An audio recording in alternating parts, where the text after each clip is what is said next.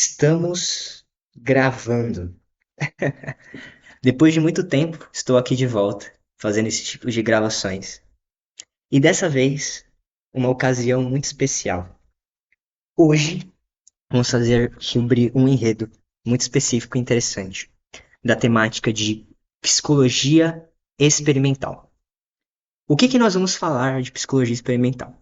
Vamos abordar os conceitos de reforçamento, os conceitos de punições, inclusive também vamos envolver aqui extinção. E por último, vocês vão entender porque eu vou deixar isso daqui por último, porque normalmente a gente aprende isso primeiro, né? Mas hoje vai fazer muito sentido deixar por último. E por último, tríplice contingência, certo? A minha tentativa de explicar esses tópicos para vocês que estão vendo esse vídeo agora. Espero que seja proveitoso, que vocês consigam realmente entender ou colher alguma coisa de legal e alguma coisa de positiva disso. A gente vai brincar muito com esses conceitos de positivo e negativo hoje.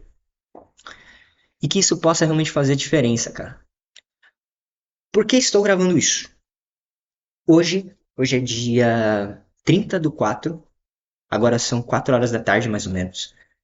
E durante a minha aula de psicologia experimental, grande Sandra, eu amo essa professora, ela manda muito bem, cara, as aulas dela são maravilhosas. Mas eu senti que o pessoal ainda tava com muita dúvida, cara. E com muita dúvida, eu diria que muita dúvida e justificável. Justificável por quê? Esse assunto, ele tem muita definição. Muita definição e muita definição que confunde. Esse assunto, ele é facilmente confundido até mesmo quando você está fazendo pesquisas mesmo, né? Então, ele gera muito debate, muita coisa legal em volta dele. Até por isso que eu gosto dessa temática da análise do comportamento, né? Só que, como tudo dotado de definição, a gente precisa abraçar um pouco as ideias na sua origem, né? Apenas alguns avisos a mais, né? Junto desse vídeo você vai encontrar um link falando sobre a LAPSIC. Eu sou membro, no caso do coordenador, um dos coordenadores da LAPSIC. Nós somos uma liga de psicologia que faz parte da ONG, querendo ou não, nós estamos na ONG, nós somos alunos de lá, certo? Claro que nós não representamos totalmente o pensamento da ONG, né? Mas somos alunos, estamos lá dentro e nós temos uma liga acadêmica que tenta representar esses alunos da parte de psicologia, certo? E tenta abraçar e responder demandas que existem dentro do curso de psicologia, certo? Além do link da LAPSIC, vocês vão encontrar o LAGEP. O LAGEP, ele nada mais é que uma comunidade que faz parte da LAPSIC e que basicamente consta dentro desse funcionamento como um grupo de estudos e pesquisa da LAPSIC, certo? Quem está à frente do LAGEP sou eu e mais uns dois amigos meus e mais uma porrada de gente que também faz parte disso, vocês vão conhecer futuramente, eu espero. O João, o Marcos e um monte de gente que faz parte do LAGEP, a Yasmin, que não necessariamente lidera o LAGEP, mas é líder, é vice-líder junto com o Gustavo, que é líder da LAPSIC. E toda essa parada técnica que não me cabe aqui explicar porque eu não entendo. Tô brincando, dá pra entender, mas tipo assim, eu não domino toda essa parada técnica da LAPSIC, todas essas divisões. A minha parada mesmo é aprender, ensinar e ajudar as pessoas, certo? Bom, começando do básico de tudo, o nosso roteiro de hoje vai começar sobre a parte de reforçamentos, depois vamos passar para a parte de punições. Junto disso, quero colocar a parte de extinção e por último falaremos sobre tríplice contingência. Perfeito? Pelo menos isso é uma tentativa de fazer isso, tudo bem? Reforçando mais uma vez que eu sou um aluno, não sou professor, não sou nada nesse sentido vinculado a um, sou apenas um aluno muito interessado nesse assunto, que gosta desse assunto, que espera que depois desse vídeo vocês ficam apaixonados por esse assunto também, certo? Pode conter erros que claramente não são propositais, estou tentando fazer o meu melhor aqui. E, meu, claro, não tem erros e tudo mais, mas ainda assim, no futuro próximo, pretendo disponibilizar alguns materiais de acesso para vocês, deixar vídeos realmente de pessoas que são formadas e que entendem do assunto, para dar esse acesso a vocês, a esse conhecimento mais aprofundado, coisa que eu, particularmente, numa aula às 4 da tarde, dentro da minha casa, não vou conseguir fazer, certo? Por causa dessa limitação de conhecimento mesmo, né? Claro, sou só um aluno, estou aprendendo. certo? Mas ainda assim espero que seja proveitoso de alguma forma, beleza? Se passaram 5 minutos, essa explicação eu considero muito importante, porque evita uma série de problemas depois, e também direciona vocês para a psique e o lagé. Beleza. Vamos começar do básico. Reforçamentos. Quando a gente entrar nesse tópico de reforçamentos, quando a gente entra, né, acaba adentrando isso, a gente se encontra com uma questão de uma definição interessante. Reforçamento, nesse caso, significa aumento da frequência de um comportamento. Então, o ato de se dizer que algo é um reforçamento prediz que existe um aumento da frequência de um comportamento. Esse reforçamento ele tem duas características: um reforço positivo ou um reforço negativo. Toda vez que a gente entra nessa questão da definição, a gente acaba por se prender a positivo, negativo, como sendo relacionado a algo de valor, sabe? Algo moral, certo, errado, bom, ruim. Mas vamos tentar se desprender um pouco disso. Quando nós falarmos de positivo, tanto para reforços quanto para punições, a gente lá na frente vai entrar na parte de punições, a gente está falando de positivo, nós estamos falando do acréscimo de um estímulo. Vamos imaginar, por exemplo, uma equação matemática. Você lembra da tia Teté, lá do ensino médio? O ensino médio não, tia Teté é mais fundamental, né? Que dizia assim: ah, toda vez que você estiver vendo uma equação, o x não tem valor. Aí você tiver um sinal de mais, significa que você está adicionando alguma coisa. Menos que você está tirando alguma coisa. Esse tipo de coisa.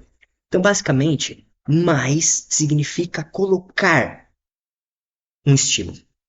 E menos significa retirar um estímulo. Perfeito? Portanto, adicionar se for reforço positivo, adicionar um estímulo agradável. E se for um reforço negativo, retirar um estímulo desagradável. Perceba essa relação. Adicionar um estímulo desagradável, positivo. Retirar um estímulo desagradável, certo? Não sei se eu inverti, então eu vou repetir de novo. Adicionar um estímulo agradável, positivo. Retirar um estímulo desagradável, negativo. E o que a gente consegue predizer a partir disso? Que existe um aumento da frequência do comportamento. Perfeito? Antes da gente entrar nos exemplos, eu vou explicar essa parte conceitual, certo? Vamos guardar esse daí para os exemplos lá na frente, tudo vai fazer sentido. Perfeito?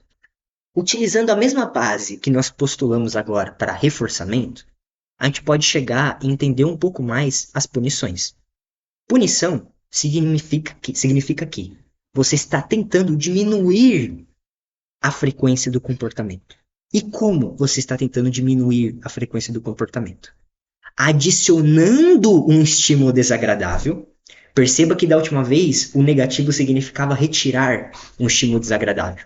Um reforço negativo significava retirar um estímulo desagradável. Já uma punição positiva é um efeito contrário. Você tenta adicionar um estímulo desagradável. Enquanto a punição negativa, eu até separei aqui uma anotação para mostrar para vocês, só que eu acho que eu não consegui mostrar na câmera, pelo menos não ainda. Né? No que nós falarmos de uma punição negativa, significa que punição negativa significa que você retira. Então perceba negativa como retirar de novo, só que nesse caso, retirar um estímulo agradável. Daquele exemplo que eu citei anteriormente, para esse agora, eu quero que vocês percebam que é uma via de mão inversa. Perfeito? É uma via de mão contrária. Então eu vou repetir novamente. Reforço positivo significa aumentar a frequência do comportamento adicionando um estímulo. Um reforço negativo significa aumentar a frequência do comportamento retirando um estímulo desagradável. Certo? Já no caso da punição, a punição positiva ela vai ser você diminuir a frequência do comportamento adicionando um estímulo desagradável. E no caso, a punição negativa seria você fazer essa diminuição da frequência do comportamento por meio de retirar, não um estímulo desagradável, nesse caso, retirar um estímulo agradável, cumprindo o papel de punição. Perfeito? E nesse caso, eu quero que vocês entendam que o que define o que é reforçamento, punição, vem muito do histórico e particularidade de quem nós estamos estudando. No caso de aspectos experimentais, a gente vai ver muito aquelas histórias tipo de ratos de laboratório, esse tipo de coisa, pesquisa como, por exemplo, a caixa de Skinner, que eu não vou me aprofundar hoje aqui, mas existem padrões de comportamento, padrões de coisas que funcionam como reforçamentos ou punições.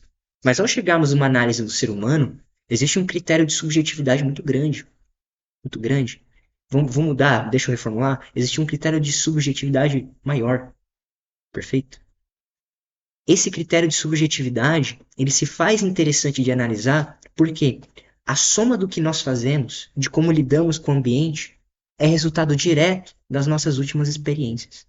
Você aprende que ao estar com sede, você pega um objeto que você chama de copo, vai até um local onde você extrai a substância que você chama de água, e ao tomar, você mata a sua sede. Você atua no ambiente para saciar a sede. Mas a gente não vai se aprofundar muito em todos esses critérios, mas eu quero que vocês entendam apenas isso. Reforçamento ou punição depende muito do indivíduo e dos critérios de subjetividade que fazem parte dele ou não. Perfeito? Então, reforçamento ou punição, quando nós chegamos a uma coisa clínica que analisa os seres humanos e que são dotados de subjetividade, acaba sendo uma coisa não tão preto no branco. Acaba sendo uma coisa um pouco mais cinzenta. É necessário que você conheça a pessoa. Perfeito? E beleza. Existe um outro critério que também faz parte de uma coisa chamada de estímulos consequentes. Mais tarde, quando eu estiver falando de tríplice contingência, isso vai fazer muito mais sentido. A extinção, ela é algo que ocorre no mesmo grupo dos reforçamentos. Vamos imaginar dessa forma. Então, imagine que o indivíduo, ele condicionou algo. Ele aprendeu um condicionamento. É que condicionamento e aprendizado é uma coisa meio que sinônima nesse caso. Mas vamos imaginar que um indivíduo condicionou um comportamento. Está condicionado. A extinção seria basicamente o quê? Após a emissão do comportamento que se espera alcançar alguma coisa, já não existe mais esse reforçamento, fazendo com que, probabilisticamente, você tenha uma chance muito maior de diminuir a frequência desse comportamento. Então, aqui eu repito: extinção significa que há ausência de reforçamento. Não é que existe ausência. Não entra em questão aqui agora as punições. Nós estamos falando do grupo dos reforçamentos, que mais uma vez eu repito, é positivo ou negativo. E no caso de um condicionamento que já houve, a extinção seria o quê? Após a emissão do comportamento que se espera o reforçamento, já não há reforçamento. Então a ausência de reforçamento gera a extinção, que por definição é a ausência de reforçamento e, portanto, uma grande chance de diminuir a frequência do comportamento. E aqui eu quero deixar claro uma coisa, que extinção e punição são coisas completamente diferentes. Nunca confundam isso. É muito fácil a gente falar aqui, poxa, Eduardo, se extinção e punição diminuem a frequência do comportamento, então por que são coisas diferentes? É muito simples. Na verdade, elas são coisas diferentes à medida que o meio pela qual elas fazem isso é diferente. A extinção, existe a ausência de reforçamento. A punição, ela diminui a frequência do comportamento tal qual a extinção, só que por meio de adicionar um estímulo aversivo ou retirar um estímulo agradável, desejado. Percebam, por definição, portanto, extinção não é igual à punição, que pode ser positiva ou negativa. Perfeito? Então, nesse caso, a gente acaba matando uma parte crucial desse entendimento, que é justamente entender reforçamento, punição e extinção. Perfeito? A gente fecha um grupo bonitinho. Reforçamento, punição e aqui embaixo, extinção. Certo? Só que aí, a análise do comportamento ela não é só entendida por meio disso que eu expliquei para vocês. Eu acabei de fornecer para vocês informações para que vocês entendam critérios de definição. Como isso vai acontecer na prática, começa a complicar ainda mais. É impossível fazer a análise do comportamento ser uma coisa analisável, uma coisa mensurável, uma coisa que tenha embasamento teórico robusto, se limitando apenas a esses três conceitos. Mais para frente, que não cabe hoje explicar conceitos como, por exemplo, modelagem, ou até mesmo se aprofundar na dinâmica entre cada um deles, a gente precisa abraçar, portanto, o começo de como isso acontece, que é a tríplice contingência, certo? A tríplice contingência, ela basicamente abraça três ideias: estímulos antecedentes, o comportamento em si e estímulos consequentes. Tudo que eu expliquei para vocês, reforçamento, punição, extinção, fazem parte de um grupo de coisas que respondem na parte de estímulos consequentes.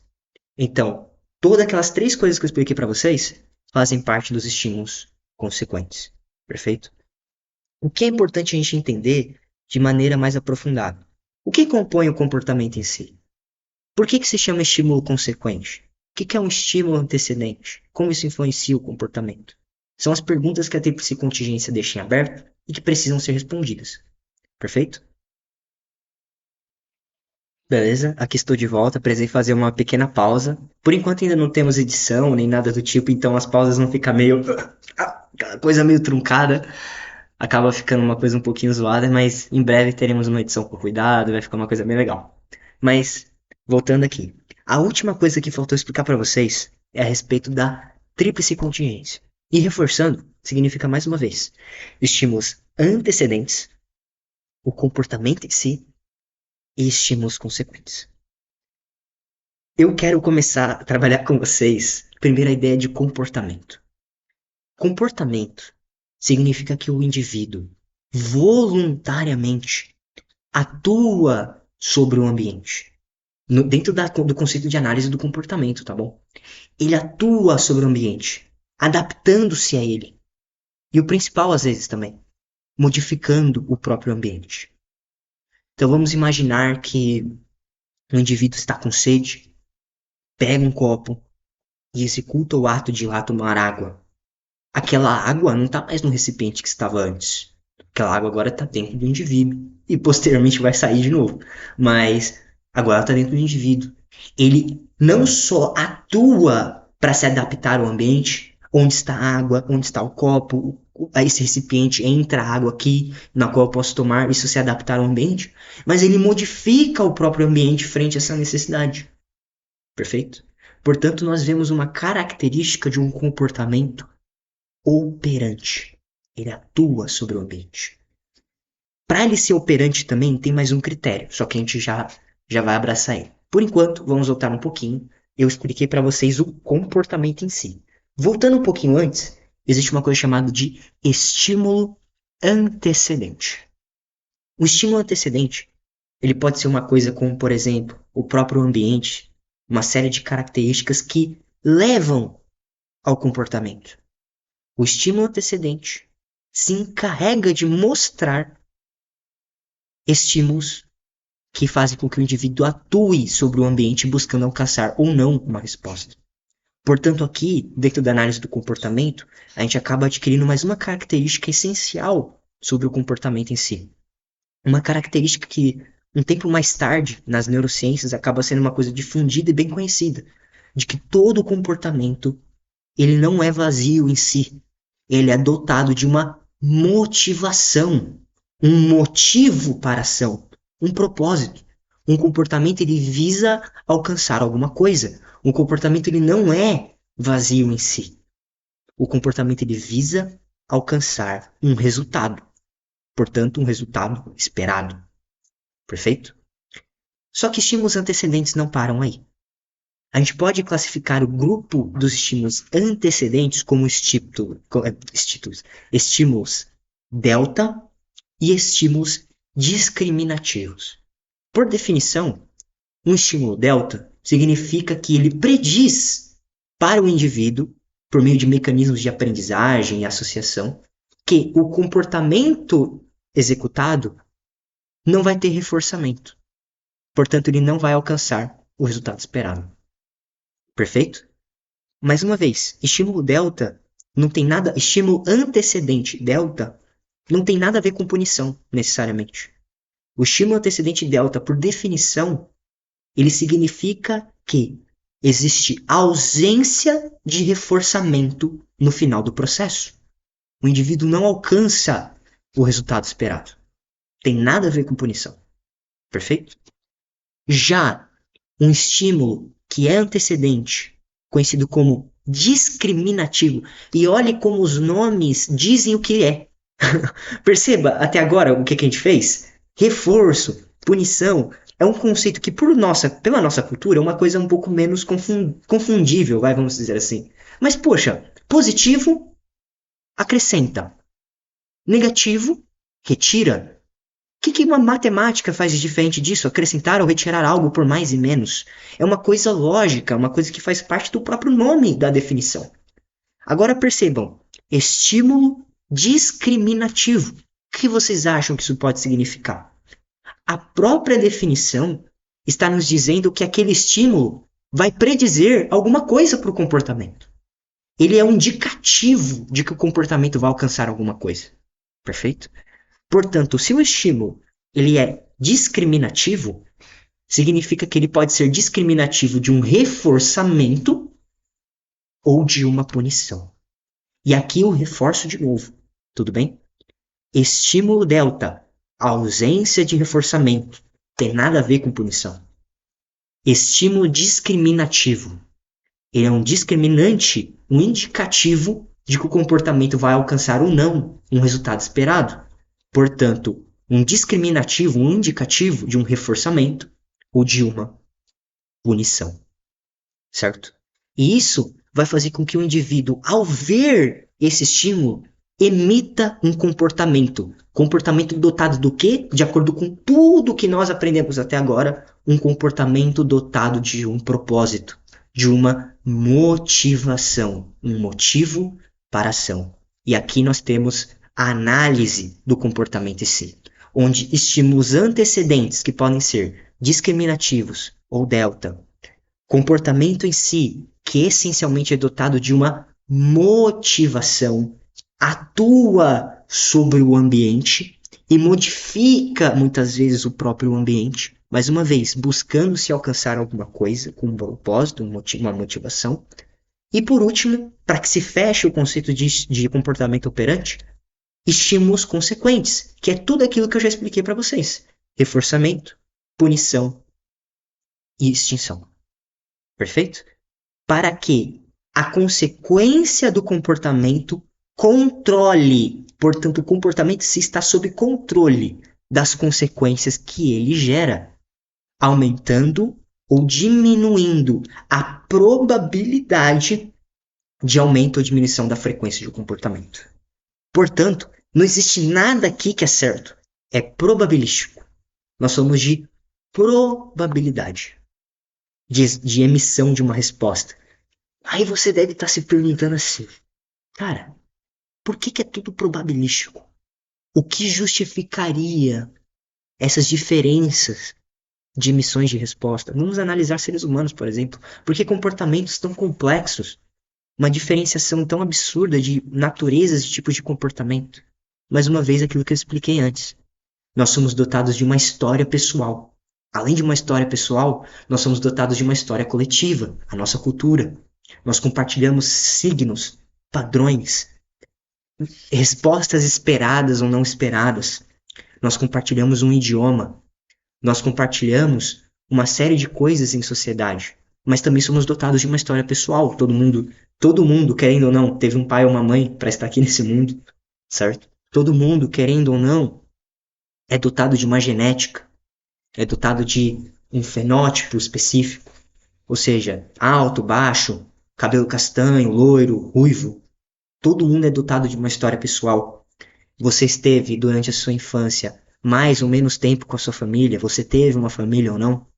Então nós percebemos que a subjetividade é um fator decisivo pelas experiências anteriores a construir a subjetividade do indivíduo e, portanto, a forma como ele modifica e adapta-se ao ambiente, o que tem tudo a ver com o comportamento operante. Percebe essas diferenças? E um outro detalhe muito importante é que condicionamento é aprendizado. E aprendizado, como qualquer mecanismo natural de memória que nós conhecemos e analisamos, tanto na área da neuropsicologia como a neuroanatomofisiologia, não tem como fugir de assuntos como bioeletrogênese, assuntos como, por exemplo, somação temporoespacial, na questão da dinâmica de comunicação das sinapses entre o neurônio pré-sináptico e pós-sináptico, certo? Aquela famosa PEPs, PIPs, os EPS, praticamente os potenciais excitatórios pós-sinápticos e potenciais inibitórios pós-sinápticos, tudo aquilo que encadeia o funcionamento dos neurônios e o funcionamento fisiológico disso tudo, somado à nossa história pessoal e coletiva, moldam esses mecanismos de aprendizado que, querendo ou não, são os condicionamentos, muitas vezes, e acabam gerando naturezas de respostas tão distintas. Perfeito? Tá aí a subjetividade, certo? Mas voltando para um conceito um pouco mais voltado ao nosso tema, sobre análise do comportamento, a tríplice contingência, cara, ela é uma coisa interessante justamente, mais uma vez, pelos estímulos antecedentes, o comportamento em si e os estímulos consequentes, sendo os estímulos consequentes aquilo que controla o comportamento. O comportamento em si está sob o controle dos estímulos consequentes, aumentando e diminuindo a probabilidade da frequência de execução do mesmo. Perfeito? E aí, cara, eu dei um monte de definições para vocês.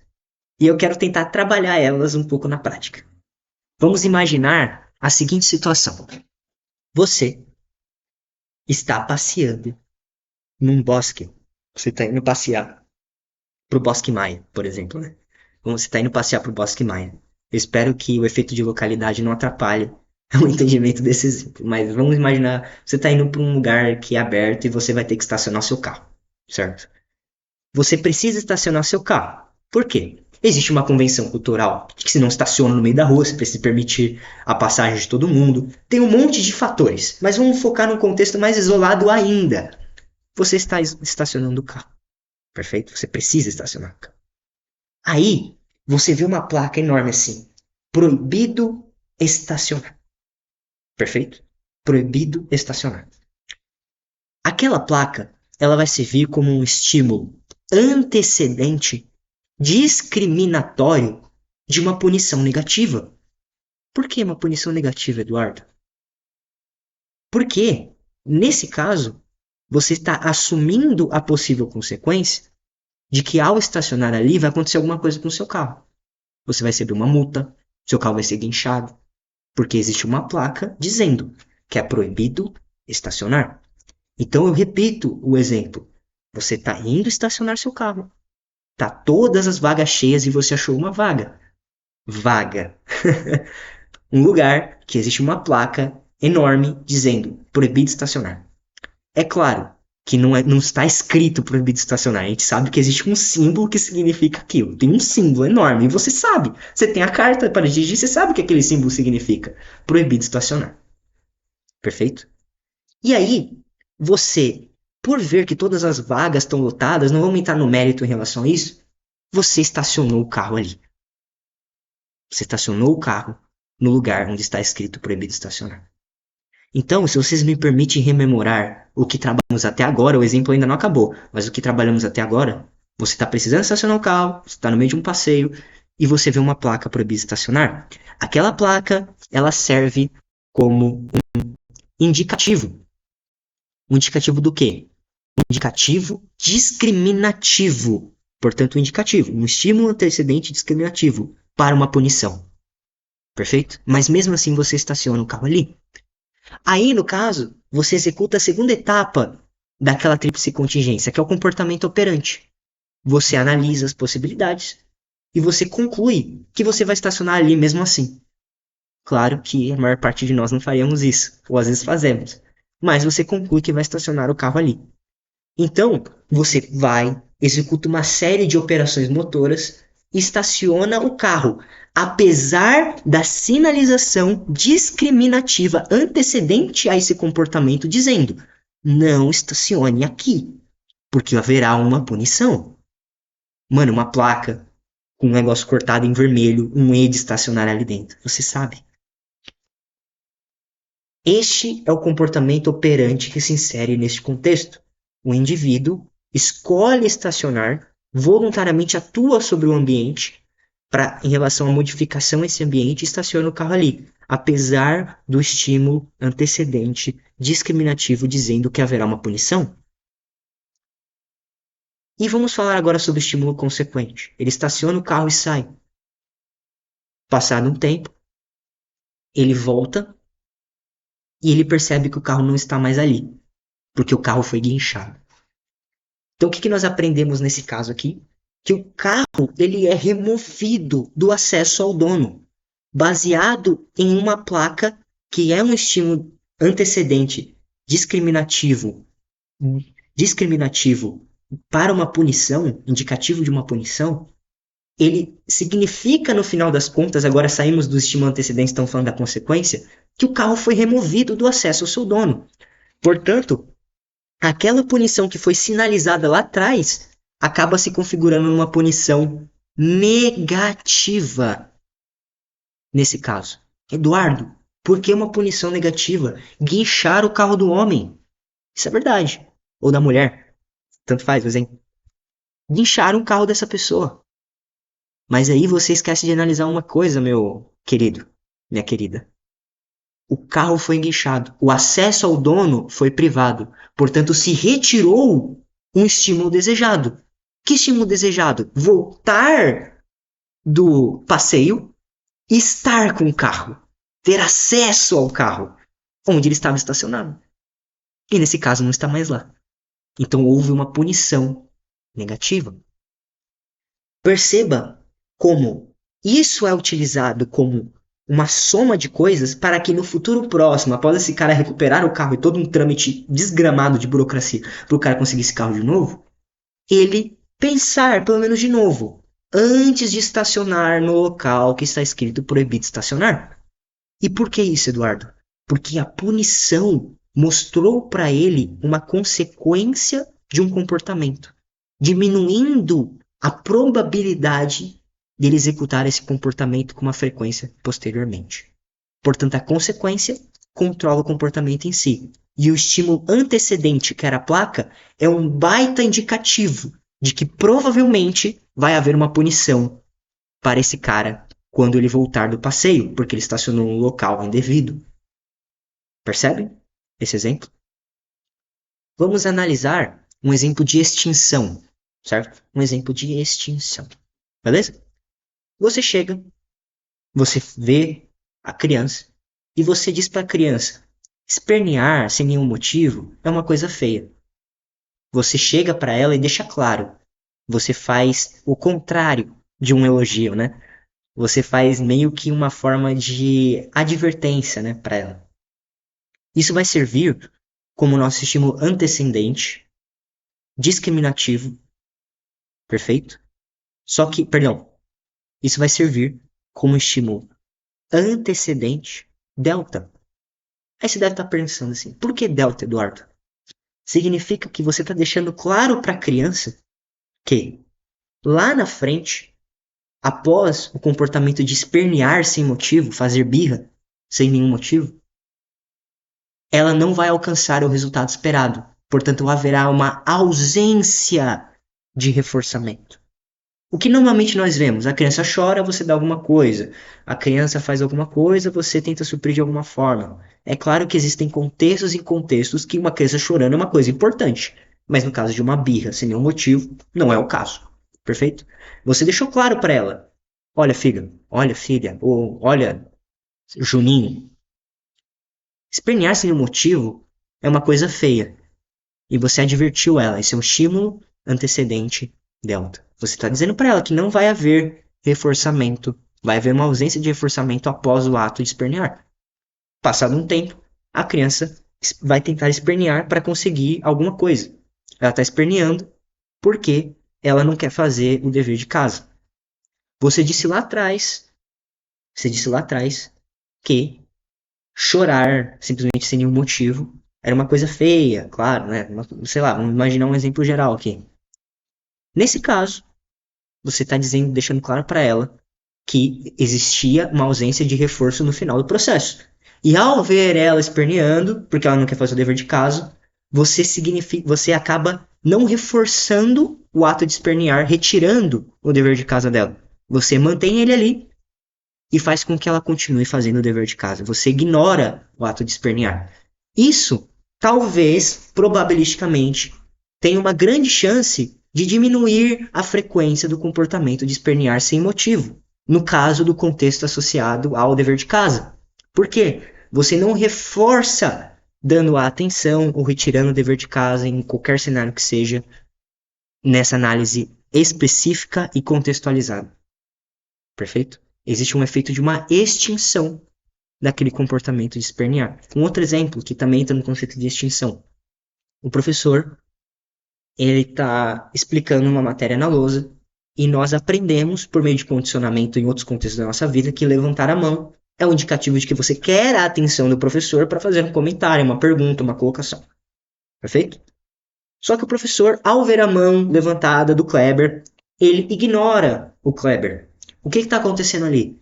Existe uma ausência de reforçamento a um condicionamento aprendido. A um condicionamento prévio, que é o de levantar a mão esperando atenção. A ausência do reforçamento da atenção, nesse caso, faz com que, provavelmente associado a esse professor, probabilisticamente o Kleber tenha menos chances de levantar a mão, porque ele entendeu que naquele contexto o professor irá ignorá-lo. Ele não dará a atenção. Então, o comportamento de se adaptar a esse ambiente, levantar a mão, esperar a atenção do professor, ele é indevido. Ele é não reforçado. Ele é ausente de reforçamento. Provavelmente vai ser extinto. Certo? Esse é um conceito de extinção. A gente poderia ficar aqui comentando vários casos de reforço positivo, reforço negativo.